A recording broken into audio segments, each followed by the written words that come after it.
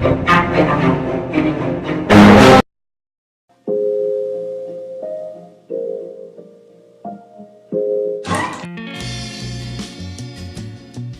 is Brian with ScreenFiles.com and Review.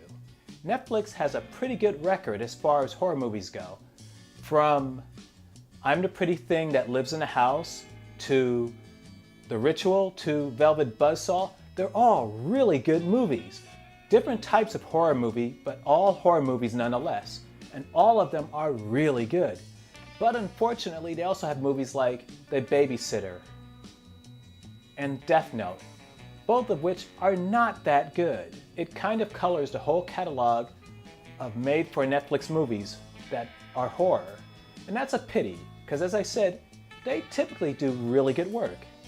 Recently, Netflix debuted The Perfection, and this is an awesome movie. When I first started to watch it, initially I thought it was too clever for its own good, because the initial impression you have isn't what more than likely actually happened, and the movie will go back to tell you how these events actually proceeded.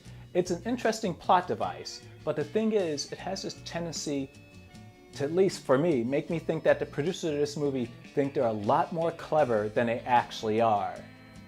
And so it got a little tiring, but the thing is, you have to stick it out because the movie is actually really well done and executed.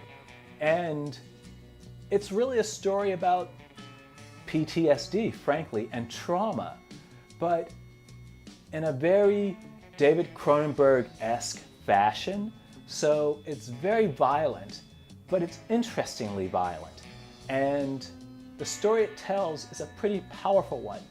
Gimmicks aside, it really works. As I said, stick with it. Don't let the somewhat gimmicky nature of the movie distract you, because it's really good.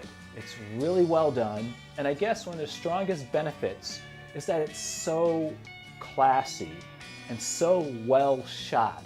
This movie looks expensive. There are special effects, but they're nothing extravagant really. But the way the movie looks, the locations it goes to, just speak of money being spent.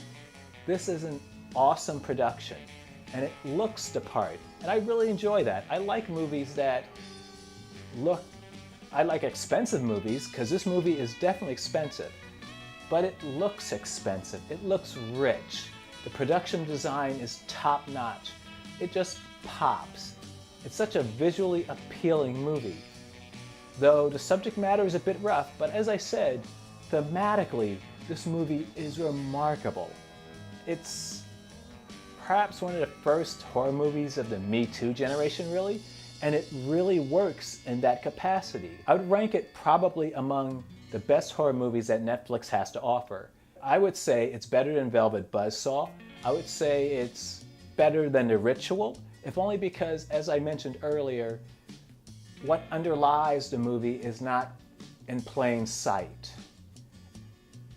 And that's interesting, because when everything comes together and all its mysteries are revealed, you go, whoa, that was pretty clever. The Ritual doesn't do that. The Ritual is not a bad movie by any stretch, but it wears its ideas and its themes on its sleeve, and I wish it hadn't.